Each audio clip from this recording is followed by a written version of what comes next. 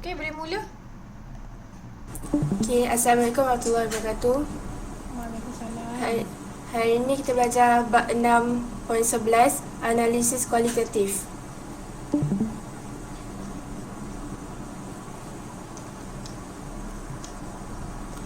Analisis kualitatif garam ialah satu teknik untuk mengenal pasti kation dan anion yang hadir di dalam sesuatu garam dengan menganalisis sifat fizik dan sifat kimia garam itu. Okay, raja kat bawah tu ialah urutan analisis kualitatif garam. Yang pertama, kita buat pemerhatian terhadap sifat fizik garam. Kedua, kita buat tindakan haba ke atas garam. Lepas tu kita buat ujian anion dan kation. Lastly, kita buat ujian pengesahan kation.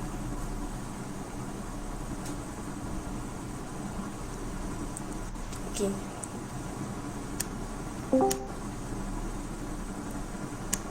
Sekejap Pemerhatian terhadap sifat fizik garam. Pemerhatian awal pada sifat fizik seperti warna dan ketelarutan suatu garam di dalam air dapat membantu kita membuat inference terhadap tentang jenis kation dan anion yang hadir dalam satu garam. Semua garam terlarutkan yang berwarna putih menghasilkan larutan garam tidak berwarna. Larutan garam yang berwarna adalah disebabkan oleh kehadiran ion unsur peralihan. So kat bawah tu larutan biru kemungkinan mengandungi ion koprom 2. Larutan perang kemungkinan mengandungi ion ferrum 3. Larutan hijau kemungkinan mengandungi ion ferrum 2.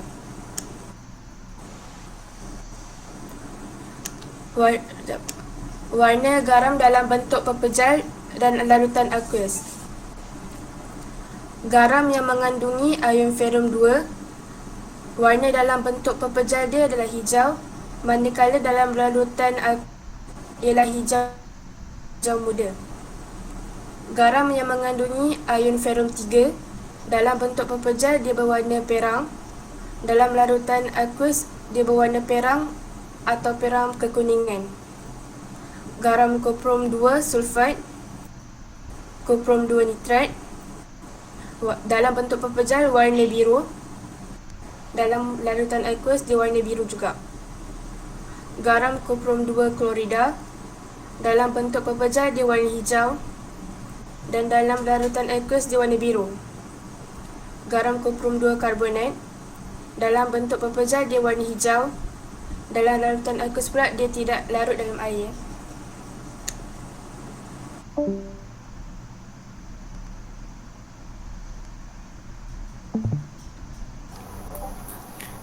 Seterusnya adalah apa ni?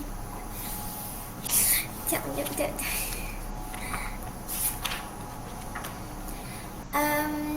Tindakan haba ke atas garam dan ujian gas. Gas yang terbebas semasa garam terurai oleh haba boleh dikenal pasti melalui warna, bau, kesan ke atas kertas litmus lembap atau yang terbaik melalui ujian gas. Yang pertama, dikesan melalui warna baki pemanasan.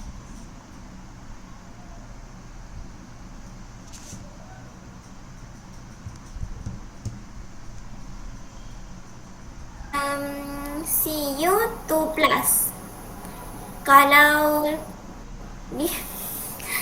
Kalau dia warna perang, garam tu mengandungi ion Fe3+.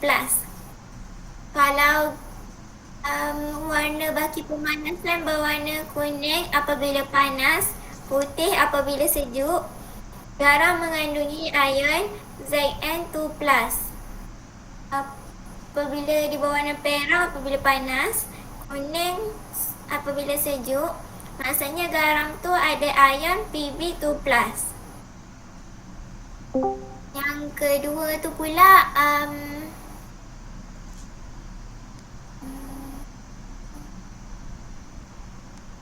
apa ni? Dia tindakan haba ke atas ujian gas. Yang pertama ni, gas mengeruhkan air kapur. Maksudnya dekat dalam tu ada garam karbonat. Yang kedua, gas berwarna perang dan bersifat asid. Maksudnya dekat dalam tu ada garam nitrat. Yang ketiga, gas berbau sengit dan bersifat alkali. Maksudnya dekat dalam tu adalah garam amonium. Yang keempat, gas menyalakan kayu uji berbara. Inference dia kemungkinan garam nitrat atau AgCO.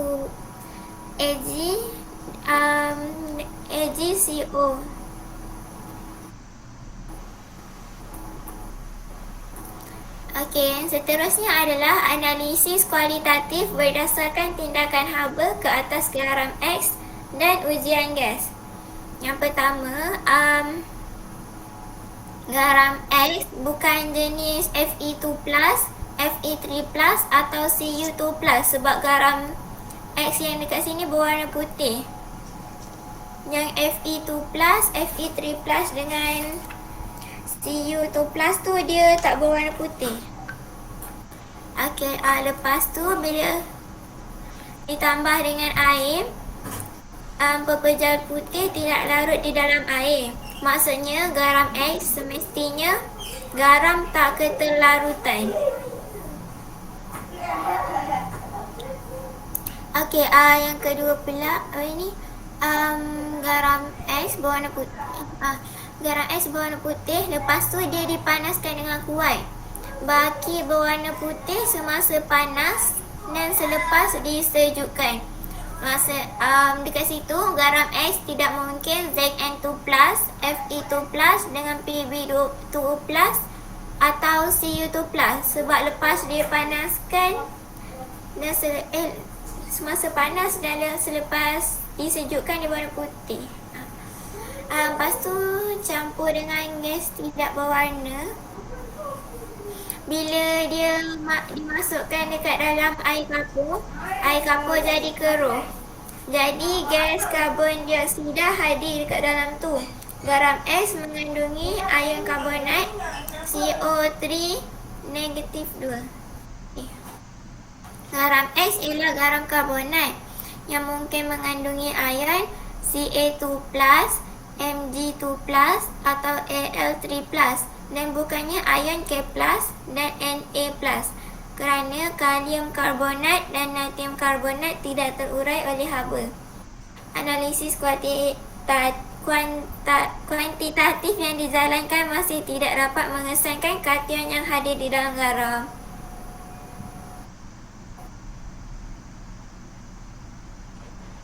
Seterusnya kita tengok analisis kualitatif berdasarkan tindakan haba ke atas garam Y dan ujian gas. Dekat situ garam Y berwarna putih. So garam Y tu bukan garam jenis Fe2+, Fe3+, atau Cu2+.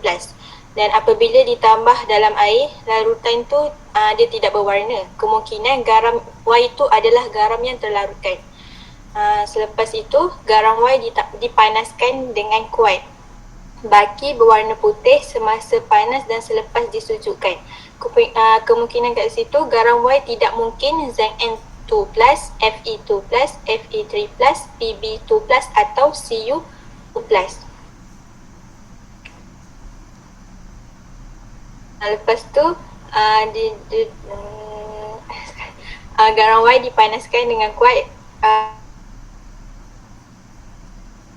Gas tidak berwarna dan diuji dengan kayu uji berbara dan kayu uji berbara menyala. So dekat situ gas perang tu adalah gas nitrogen dioksida kerana warna perang, dan gas tidak berwarna tu adalah oksigen kerana apabila diuji dengan kayu berbara tu menyala. Gas perang nitrogen dioksida dan gas oksigen hadir. Garam Y mengandungi ion nitrat NO3-.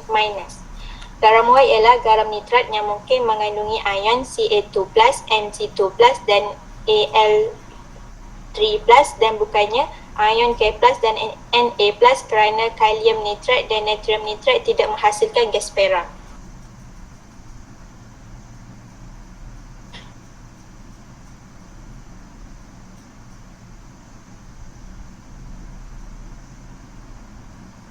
Lepas tu kita tengok ujian anion. Nah, dalam peringkat ini hanya terdapat 4 anion yang perlu dikenal pasti, iaitu yang pertama ion karbonat CO3 2-, yang kedua ion klorida Cl-, yang ketiga ion sulfat SO4 2-, dan yang keempat ion nitrat NO3-. Sesetengah ion boleh dikenal pasti daripada gas yang terbebas apabila garam terurai oleh haba. Namun identiti anion di dalam suatu garam masih perlu dikenal pasti melalui ujian anion.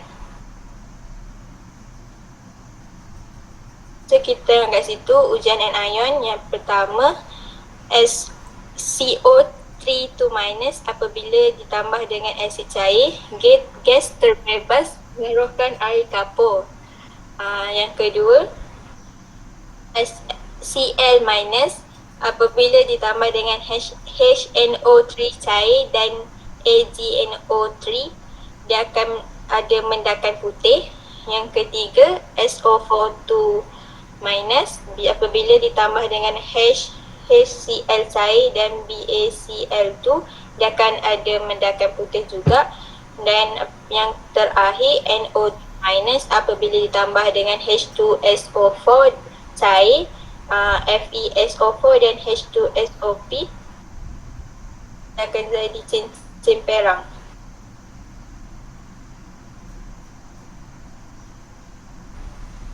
Yang kat sini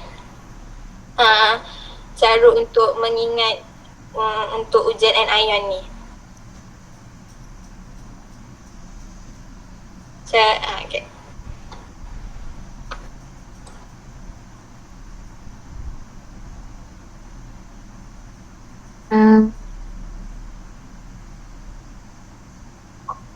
Seterusnya, berdasarkan ujian karbonat CO3 2-, tindak balas antara asid dan ion karbonat CO3 2- menghasilkan gas karbon dioksida yang mengeluarkan air kapur.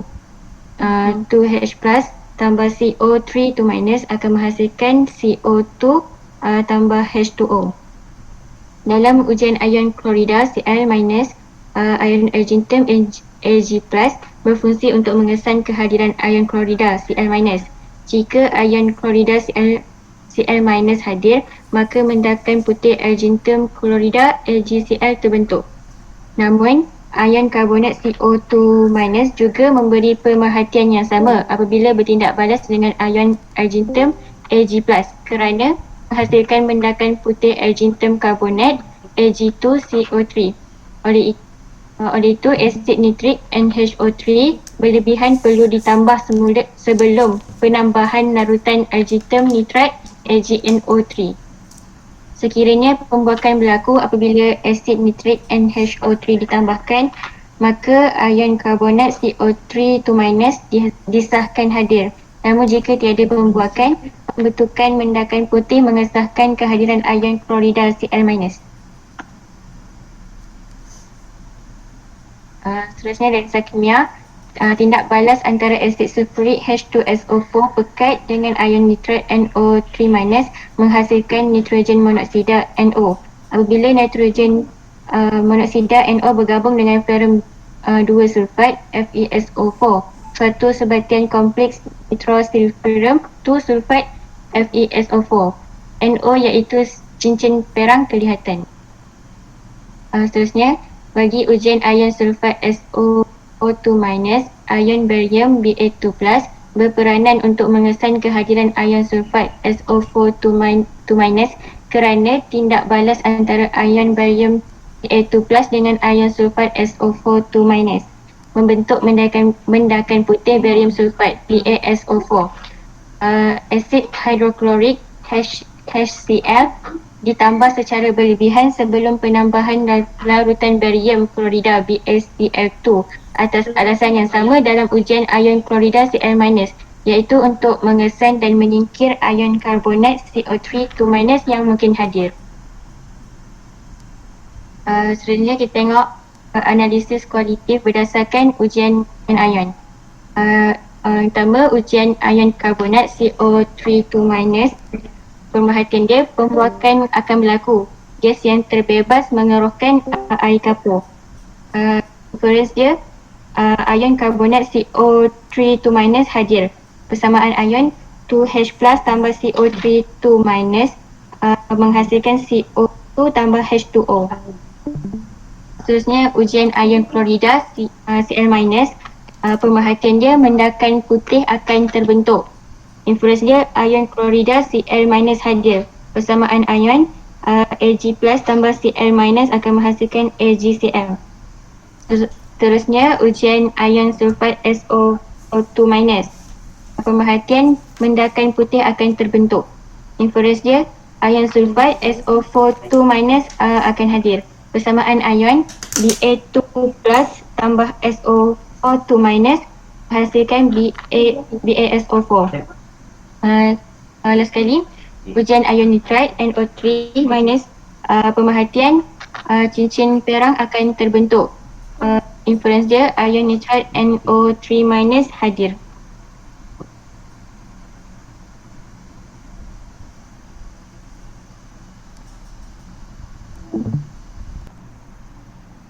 Okey, kita pergi kepada ujian cation pula. Okey. Larutan alkali seperti larutan natrium hidroksida NaOH dan larutan amonia NH3 merupakan dua reagen utama untuk menguji kehadiran cation. So ada dua je Ujian cation dia cuma tambah dengan natrium hidroksida dengan amonia saja, dua ni. So ion hidroksida OH minus daripada kedua-dua larutan akan bergabung dengan kebanyakan ion logam. So OH ni dia akan bergabung dengan kebanyakan ion logam untuk membentuk mendakan hidroksida logam. So yang ni kat sini daripada ion logam, contoh kat sini ion logam dia akan tambah dengan ion hidroksida yang dihasilkan daripada sama ada natrium hidroksida ataupun amonia, dia akan menghasilkan mendakan hidroksida logam. So logam kalau gabung dengan hidroksida dia akan dapat mendakan lah. Jadi senang kita nak tahu kita punya cation tu jenis apa. Okey, seterusnya tindak balas cation dengan larutan natrium hidroksida NaOH. Okey, macam mana kita nak buat? Mula-mula kita tengok kat sini. Dia kata kalau awak ada satu larutan garam yang awak tak tahu apa tau. Awak tak tahu apa. Dan awak tambah NaOH. So apa yang berlaku? Awak kena tanya soalan. Ada bila buat eksperimen tu ada tak mendakan terbentuk? So kalau tak ada, satu je kemungkinan amonia hadir. NH4+ hadir. Tapi kalau ada bentuk mendakan, kalau ada bentuk mendakan, ada bentuk mendakan. Dia ada dua, sama ada mendakan itu berwarna. Kalau mendakan yang terhasil itu adalah berwarna, contoh kat sini kan. Dekat sini awak buat dekat sini ada mendakan bawah ni. So kalau ada mendakan, dia ada warna. So warna dia tiga ni je lah. Sama ada Fe2+ yang berwarna hijau ataupun Fe3+ yang berwarna perang dan Cu2+ yang berwarna biru. So mendakan tu kalau ada warna ada tiga sahaja, Ferrum 2+, Ferrum 3+ atau Cu2+. Manakala kalau dia mendakan tapi mendakan ni dia tak ada warna. So apa yang berlaku? Kita akan tambah lagi NaOH yang tadi kita tambah beberapa titis tadi, kita tambah berlebihan sekarang. Kita tambah lagi dengan kadar yang banyak. So bila kita tambah dengan kadar yang banyak, kita tengok yang mendakan tadi dia dah larut, dia tak larut, dia masih lagi ada. Mendakan ni masih ada. masih ada mendakan. Jadi apa yang kita kena tahu? Kemungkinan itu adalah Mg2+ ataupun Ca2+. Sebab dua tu sahaja yang tidak akan larut dalam NaOH yang berlebihan. Okey, manakala bila awak tambah berlebihan tadi, yang asalnya mendakan tadi, dia dah tak ada, dia dah jadi larutan. So kemungkinan ada 3, Zn, Al ataupun Pb. Okey. Itu adalah untuk sekiranya awak tambah NaOH. Kita tengok pula kalau kita tambah NH3 pula. Ada beza tau. Kat sini nanti cikgu akan tunjuk beza dia supaya awak boleh nampak. Okey, sekarang larutan garam ni kita tak tahu apa. Dan kita tambah pula dengan amonia. Okey, awak tambah beberapa titis amonia. Kita tengok adakah mendakan terbentuk. Bila awak tambah dia jadi terlarutan. Semua dia dah jadi larutan. Dan tidak ada mendakan terbentuk. Bermakna kemungkinan tadi NH4 kan. Kalau NaOH tadi dekat sini, dekat bahagian sini NH4, betul tak? Sekarang dia bertambah dengan Ca2+, yang tadi dekat NaOH, Ca2+ tu dia berada dekat sini. So sekarang kalau kita tambah amonia, sama ada Ca2+ atau NH4 lah yang ada, sebab dia tak ada mendakan. Okey. Tapi kalau ada mendakan, okey, sekarang ada pula mendakan. Tapi mendakan kat sini dia ada warna. So samalah juga tadi, kalau ada warna, kemungkinan Fe2+ yang berwarna hijau, Fe3+ berwarna perang, Cu2+ yang berwarna biru.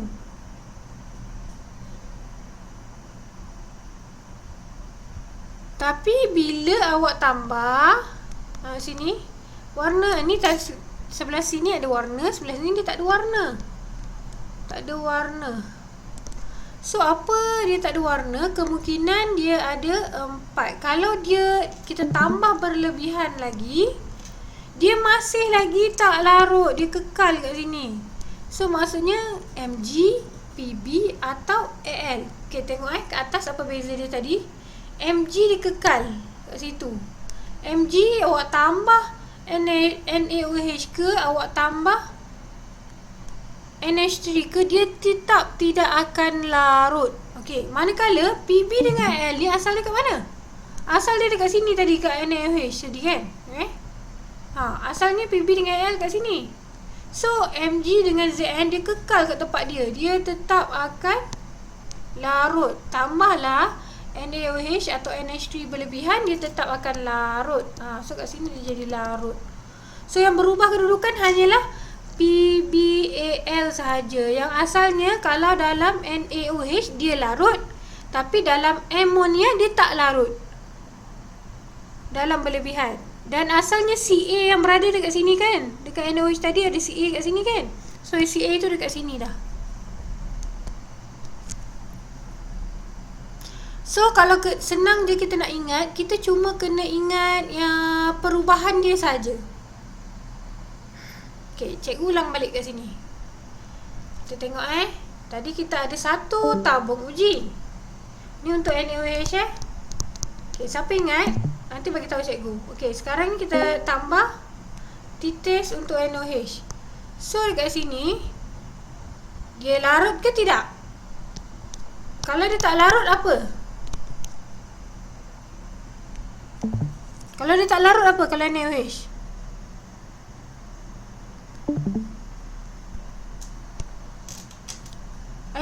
Ada orang tak sini?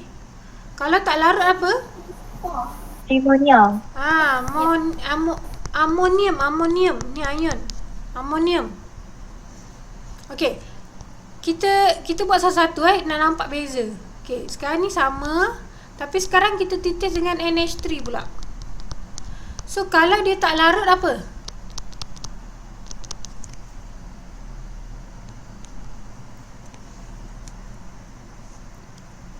Kalau NH3, kalau tak larut apa? Ion yang ada kat sini.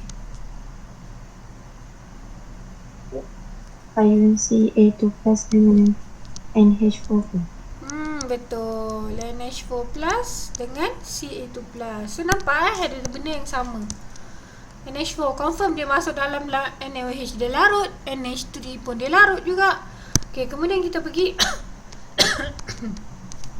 kalau ada mendakan Allah tak larut pula, patutlah korang diam. Sini larut kan, kenapa tak larut pula?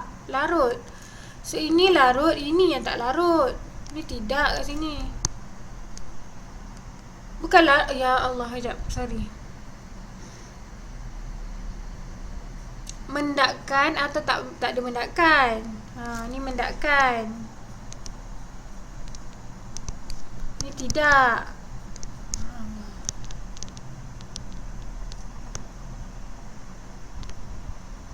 Okey. Kalau dia ada mendakkan, okey. So kat sini dia ada warna. Okey, kalau dia ada warna, sini tak ada warna. Kalau dia ada warna, apa je yang ada kat sini? Kemungkinan. Fe2 plus, Cu2 plus lagi. Fe2 plus, Fe2 plus lagi. Fe3 plus. Okey, bagus. Okey, sama juga kat sini. Kalau dia ada mendakan tapi dia ada warna. So, apa yang ada kat sini? Sama je. Sama. Cu2 plus, Fe2 plus, Fe3 plus. Cu2 plus warna apa? Biru, Biru. Fe3 plus warna apa? terang. Fe2 plus warna? 2 ke 3? Tu. Fe2 plus warna apa? Hijau. Hijau. Hijau. Bagus. Okey. So sekarang cikgu nak tanya, kalau dah tak ada warna, kita dapat mendakan tapi tak ada warna, apa kita kena buat? Apa kita nak buat? Apa kita nak buat? Bahagikan dua bahagian. Apa? Bahagikan dua bahagian. Bukan. Tambahkan larutan Na. Ya, tambahkan larutan NaOH atau NH3 itu berlebihan. Sekarang kita dekat NaOH. So, kita kena tambah berlebihan. Okey. Tambah berlebihan. Okey. So, bila kita tambah berlebihan, kat sini dia larut. Dia tak larut. Dia tak larut. Ada lagi mendakan. So, apa benda kat sini? Ca2 plus, satu lagi Mg2 plus. Mg2 plus. Bagus. Okey, kat sini pula. Kalau dia larut, bila tambah berlebihan dia larut. Apa yang ada kat sini? Zn2 plus. Zn2 plus lagi. Al3 plus, Al3 plus lagi. Pb2 plus. Pb2 plus. Bagus. Okey, sama juga kat sini. Bila dia tak ada warna, kita kena tambah berlebihan. So, kita tambah berlebihan.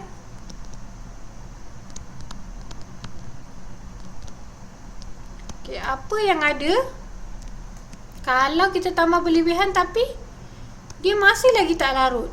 Untuk NH3 ni, apa yang ada kat sini? Mg2 plus. Mg2 plus lagi. Pb2 plus. Pb2 plus lagi. Al3 plus. Al3 plus. Bagus. Kalau dia larut sepenuhnya? Zn2 plus. Okey, Zn2 plus. Okey. Cikgu nak tanya yang jawab soalan cikgu yang betul ni. Awak tengok buku ke? Tengok ya. Secara jujurnya, Tengok ya. Awak tengok. Lah, cikgu nak uji sebenarnya. Tengok ke tidak. Sebenarnya benda ni senang je nak hafal dia. Sebab kalau kita tengok sini, kat sini Zn. Kan? Dia memang larut sepenuhnya bila tambah berlebihan. Kat sini pun dia larut sepenuhnya. Betul tak? Yang perubahannya ni je. Ini. Ni dua ni tadi. Dia dah berada dekat sini. Manakala yang CA ada kat sini, dia dekat sini. Yang lain semua sama, betul tak? Okey. Betul tu. So kejap lagi cikgu nak korang buat throw pula, lukis. Okey, tanpa tengok buku. Okey, tapi sekarang ni cikgu teruskan dulu. Okey, kita tengok contoh 17. Dia kata apa? Larutan garam X berwarna biru. Apa yang awak ingat kalau dia warna biru? CU2 plus. CU2 plus. Bagus. Kita tambah NaOH. Dia terus dapat mendakan biru. So automatik kita tahu bahawa ion CU2 plus hadir. Jelas?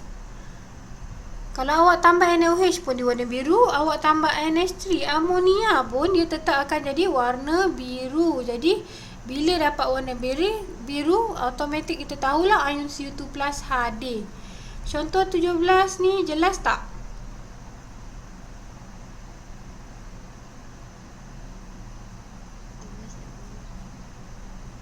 Relax. Jelas Okey. Ingat tadi cikgu kata ujian cat ion tu dia ada dua. Sama ada awak tambah dengan NaOH ataupun NH3. Tapi disebabkan Cu ni dia tambah dua-dua pun dia tetap akan jadi warna biru. So senang lah untuk kita tahu. Kita tengok warna biru, kita tahulah confirm ada Cu2 plus kat situ. Okay, kita tengok pula contoh 18. Dia kata larutan garam X tidak berwarna. Ni bila tak berwarna ni ada banyak kemungkinan yang berlaku. Jadi apa yang kita boleh buat? Mula-mula kita tak tahu garam X ni apa sebab dia tak ada warna. Jadi kita tambahlah sedikit NaOH. So bila awak tambah NaOH, dia ada mendakan. So bila ada mendakan, kemungkinan ada 5 ni lah. So NH4 tak termasuk, NH4 plus tak masuk sebab NH4 plus tu dia adalah larut kan. So dia dapat mendakan putih, kemudian dia tambah NaOH berlebihan dan dia dapati masih lagi tak larut. So bila tak larut, kemungkinan untuk NaOH ni Mg dengan Ca lah. Jelas tak?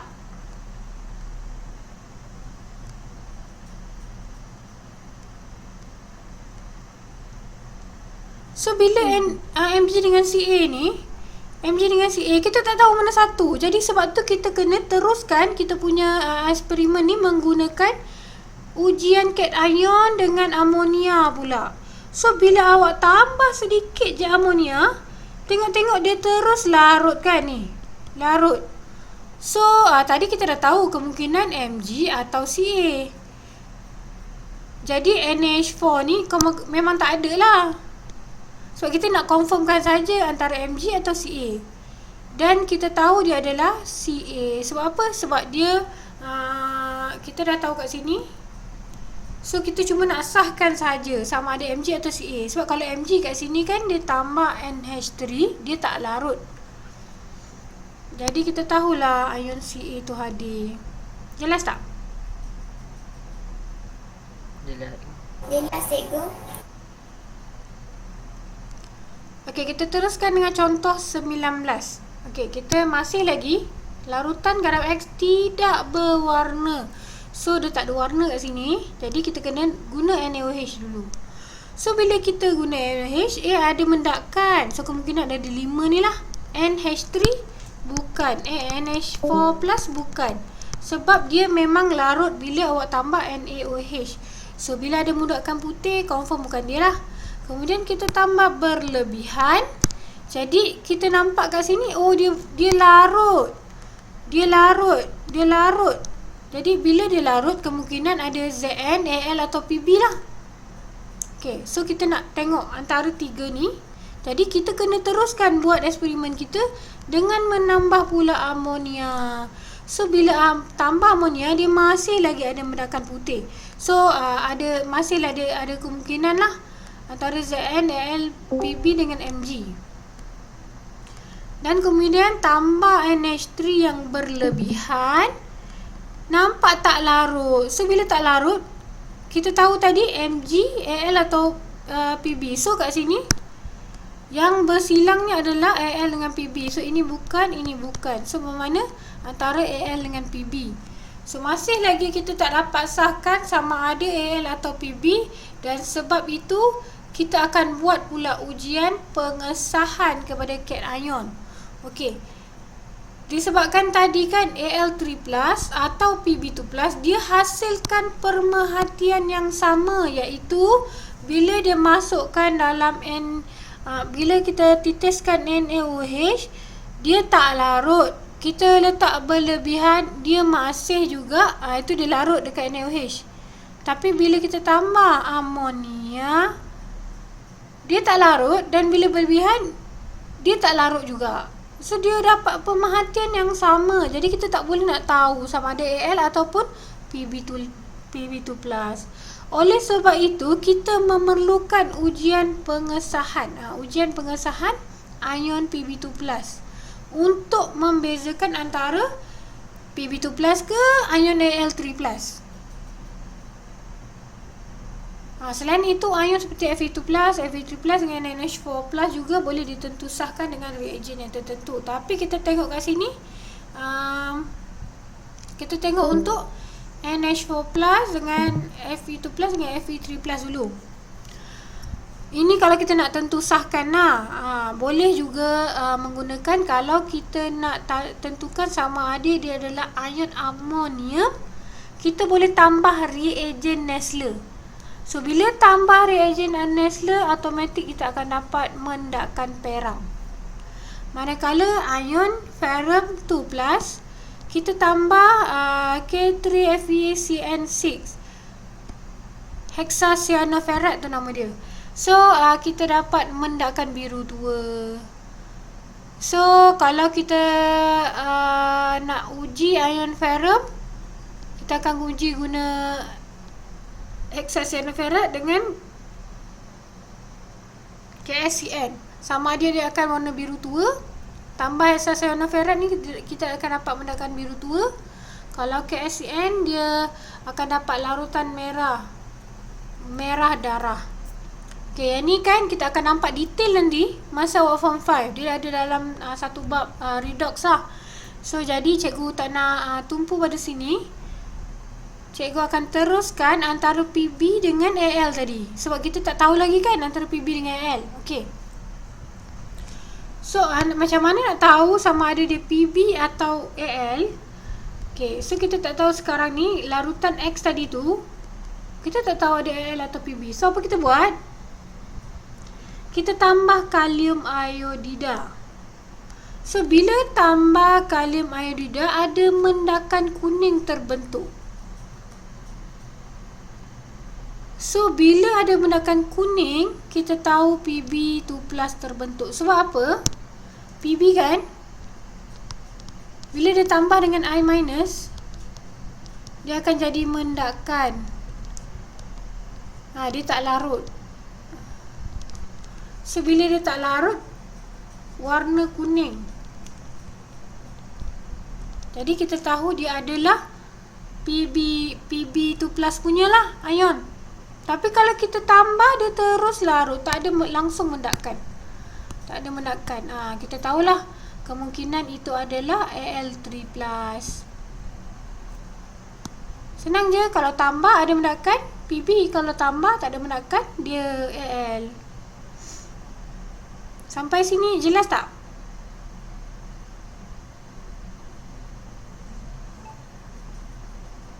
Jelas ya. Okey, cikgu ulang balik. Kenapa kita kena buat ujian pengesahan? Sebab melalui ujian cation tu, kita masih lagi tak dapat tahu apa yang ada dalam tu. Tapi sekiranya kita dah tahu, kita tak perlu lakukan lagi ujian pengesahan ni. Jelas tak? Jelas, cikgu. Okey. Seterusnya kita pergi kepada analisis kualitatif ke atas garam yang tak diketahui. Okey, untuk mengenal pasti identiti cation dan anion yang hadir dalam satu garam yang tidak diketahui, kita perlu menjalankan analisis kualitatif secara sistematik mengikut urutan ujian. Okey. So, ni dah kena ulang balik lah ni. Mula-mula kita ada satu garam. So, kita tengok, perhatikan warna dia. Kita buat pemerhatian dulu. Kita perhatikan warna. So, kalau macam kita warna biru, kita tahu dah ni mesti garam. So, kita buat lagi. Kita buat ujian pemanasan untuk tahu ujian gas. Buat ujian gas. Ujian gas yang ada 4 tu, Dia warna perang ke? Dia mengeruh air kapur ke? Ingat tak ujian gas? Kalau dia keruhkan air kapur, apa yang ada kat situ sebenarnya? Karbon dioksida. Karbon dioksida. Okey. Kalau dia menyalakan kayu uji berbara. Oksigen.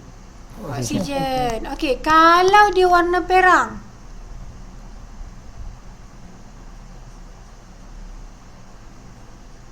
Kalau warna perang apa? Nitrogen. Nitrogen dioksida. So ini datang daripada mana? Garam apa ni? CO2 ni datang daripada garam apa? Karbonat. Karbonat. Okey. Ini datang daripada apa oksigen ni?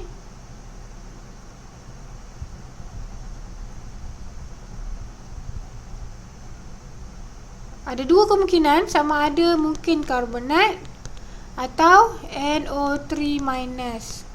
So kalau NO2 ni datang dari mana? NO3. Okey, ada satu lagi. Ada satu lagi ujian gas, apa benda? Dia bau tengit. Apa yang bau tengit? Tu bau sengit, cikgu kata macam bau kencing kucing. Apa benda tu? NH3. Betul, NH3. So NH3 datang daripada mana? Ion apa? Amonia. Amonia. Okey, so kita pergi pula tambah air suling. So kalau kita tambah air suling, kita tengok dia larut. Kalau dia larut, kalau dia tak larut, kita kena buat ujian cation atau anion yang baru kita belajar tadi. So kalau dia tak larut, kita tambahlah asid NHO3 cair. So dari sini, sekejap bukan kat sini ni. Okay, bila ditambah sulin, dia larut. Sebab kita nak tengok keterlarutan dia pula. Kan kita dah belajar keterlarutan garam. Kalau garam tu kita tengok kat sini, yang tu ingat tak? Yang ni cikgu buat tu. Tu kita tengok kelarutan garam. So kalau dia tak larut, kita dah tahulah itu garam apa. Kemudian kita dah tahu itu garam apa, kita boleh buat nak tentu sahkan sama ada dia cation apa dengan anion apa. Jadi kita kena buat cation dengan anion. Ini adalah dia punya langkah lah untuk buat uji sama ada ion apa, ada cation apa dengan ada anion apa dalam tu. Sampai sini jelas tak?